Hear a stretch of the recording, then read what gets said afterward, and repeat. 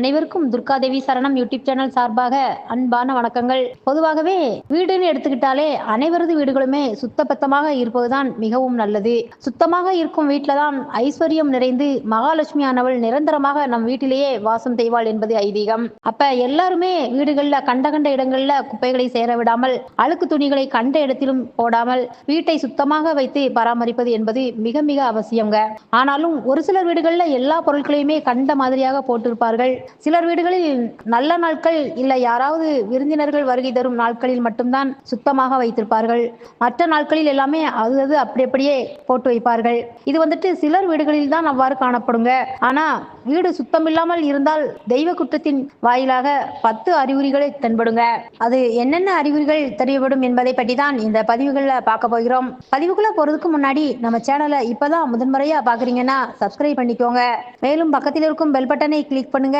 அப்பதான் நம்ம பதிவில் வரும் நல்ல பயனுள்ள தகவல்கள் உங்களுக்கு உடனுக்குடனே நோட்டிபிகேஷனா வரும். நீங்களும் அதை பார்த்து பயன்பெறலாம். வாங்க வீடியோக்குள்ள போகலாம். பொதுவாகவே நம்ம இருக்கிற வீட்டுல சாமியை வைத்து வணங்குறோம். இதுல என்னன்னு கேட்டீங்கன்னா, செவ்வாய் மற்றும் வெள்ளிக்கிழமை, அமாவாசை, பௌர்ணமி தினங்களில் அதற்கு முன்பாகவே நம்ம வீட்டை சுத்தம் செய்வதுதான் வழக்கமாக வைத்துள்ளோம். நம்ம சுவாமி படத்துல வச்சு பூஜை அறையில் வணங்கினாலும், ஒருவேளை நம்ம வீடானது சுத்தம் இல்லாமல் இருந்தது அப்படின்னா அது எந்த மாதிரியான அறிகுறிகள் தெரியும் என்பதை பற்றி இந்த வீடியோல பார்த்து தெரிந்து கொள்ளலாம்.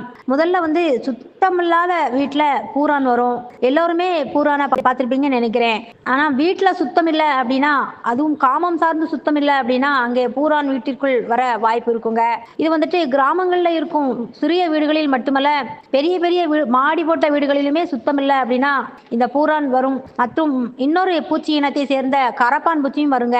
சரிங்க, இது முதல் அறிகுறி. இன்னொரு விஷயம் என்னன்னு பாத்தீங்கன்னா, வீட்டுல சகுனமே சொல்லாது. சகுனம் என்ன பாத்தீங்கன்னா, பள்ளி சகுனம், கெவுளி சகுனம், வீட்டில் அசதீத வாக்குகள் இப்படி எதுவுமே தெரியாதுங்க. எந்த சத்தமும் கேட்காது. அடுத்தால பார்த்தீங்கன்னா, நாம தூங்கும் போது கனவுகளே வராது. நமக்கு ஏதாவது வருகின்ற ஆபத்தை முன்கூட்டியே காண்பித்து கொடுக்குற கனவு எதுவுமே வராதுங்க. அடுத்தது என்னன்னு பார்த்தீங்கன்னா, நம்மளோட குலதெய்வமே நம்மிடம் பேசாதுங்க. பேசாது அப்படிங்கிறது எப்படி தெரியும் அப்படின்னா, வீட்டில் ஏதாவது சண்டை, பிரச்சனைகள், குழப்பங்கள், வறுமை, தொழில் நஷ்டம், இப்படி ஏதாவது ஒரு இழப்பு, கண்ணீர், ஏதாவது ஒரு கவலை அப்படியே இருந்துகிட்டே இருக்குங்க. இதுக்கு காரணம் என்னன்னு பார்த்தீங்கன்னா, வீட்டில் சுத்தம் இல்லாததுதான். ஒரு சில சாமியாடிகள் வீட்டில் இருந்தாங்கன்னா அங்கேயும் துர்நாற்றங்கள் வீசுகிற மாதிரியும் கனவுகள்ல தெரியுங்க. நேரிலையும் ஒரு சில துர்நாற்றங்கள் அவங்களால உணர முடியுங்க. சரி, இது இல்லாமல் வீட்டுல சுத்தம் இல்லாமல் இருந்தா வேற என்ன அறிகுறிகள் அப்படின்னு பாத்தீங்கன்னா, நம்ம வீட்டுல சமையல் அறையில் மகாலட்சுமியோட அன்னபூரணியின் வருகை இருக்காது. அது எப்படிங்க தெரிஞ்சுக்கிறது அப்படின்னா, நம்ம சமைக்கிற சமையல் கூட கைகூடி வராதுங்க. கைகூடி வராதுன்னா என்னன்னு பாத்தீங்கன்னா, ஒரு சில பேர் சொல்லுவாங்க இவங்க ருசியா சமைப்பாங்க சொல்லுவாங்க. ஆனா இப்ப என்னவோ தெரியல, ருசியே இல்லை. ஏன் அப்படின்னா, அன்னபூரணியோட அம்சமும் அந்த வருகையும் பார்வை இருந்தால்தான் எல்லாமே நல்லா நடக்குங்க. அப்பதான் நல்ல ஆரோக்கியமான உணவு கிடைக்கும். சரிங்க, இது இல்லாமல் வேறு மாதிரி சுத்தமில்லை அப்படின்னா என்ன அறிகுறிகள் இருக்கும் அப்படின்னு பாத்தீங்கன்னா, வீட்டுல நாம சுத்தி வளர்ப்போம் இல்லைங்களா, உயிரினங்கள் வளர்ப்போம் இல்லையா, ஆடு, மாடு, கோழி, நாய், இது எல்லாமே நம்ம வீட்டுக்குள்ளேயே வந்துடுங்க. இப்ப கோழி வளர்க்கிறோம் அப்படின்னா கோழி வீட்டுக்குள்ளேயே வந்துடும். நாய் வளர்க்கிறோம் அப்படின்னா வெளியில எல்லாம் போயிட்டு வருது அப்படின்னா அதுவும் வீட்டுக்குள்ளேயே வந்துடும். இது போன்ற அறிகுறிகளும் நமக்கு தெரியுங்க.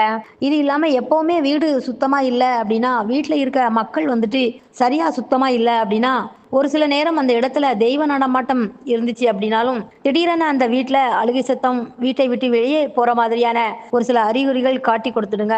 அதே சமயம் சுத்தமில்லாத வீடு இருந்துச்சு அப்படின்னா தெய்வீகமான எந்த செயலும் நடக்காதுங்க. எப்படி சொல்றதுன்னா, ஒரு சில அருளாளர்கள், ஒரு சில தெய்வத்தை சுமக்கிற சாமியாடிகள் வருகை வீட்டிற்கு குறையும்.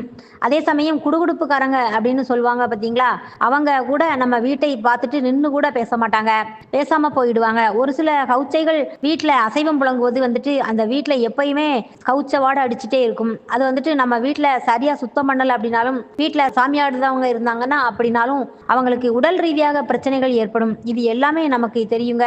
வீட்டுல தீப்பிடிச்ச துணி இருக்கு பார்த்தீங்களா? அது வந்துட்டு தீட்டுக்கு சமமாகும். அதே சமயம் விறகு எரிக்கிற கட்டை இருக்குது இல்லையா? அதுல வந்துட்டு பாதி எரிச்சும் எரியாமலும் வீட்ல வைக்கவே கூடாது. வீட்ல சுத்தமே இல்லாட்டா, வீட்டுக்குள்ள வௌவால் கூட உள்ளே வரும். கருவண்டு கூட வரும். இதெல்லாம் நான் எதுக்கு சொல்றேன் அப்டின்னா, தெய்வத்த வணங்குறதுனால நாம வீட்டை சுத்தமாக வச்சிடணும். நம்ம குலதெய்வம் நம்ம வீட்டுக்கு வரணும். நம்மை கூட பேசணும் நினைக்கிறவங்க இது எல்லாமே இருந்தது அப்டின்னா, அத சரி பண்ணிக்கிடுங்க. சிலர் வீட்ல நூலாம்படை எல்லாம் இருக்குங்க. இத வந்துட்டு சரியா சுத்தம் செய்யாமல் அந்த நூலாம்படையில் ஒரு சில சிலந்தி கூட கூடு கட்டும்.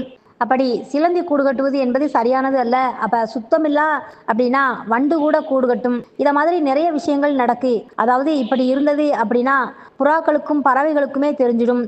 சுத்தமில்லாமல் இருக்கிற வீட்டில் அது தங்குற மாதிரியே ஆயிடுங்க. அதுக்கு எடுத்துக்காட்டு தான் வௌவால். அதனால தெய்வத்தை சுமக்கிற சாமியாடிகள் யாராக இருந்தாலும் இல்ல சாமியே வரல அப்படின்னாலும் சுத்தம் அப்படிங்கிறது ரொம்ப ரொம்ப முக்கியமானது. அதனால அன்பர்களுக்கு இந்த பதிவின் மூலமா நான் என்ன சொல்றேன் அப்படின்னா, நாம இருக்கிற இலையை இருக்கிற வீட்டை சுத்தமா வையுங்க.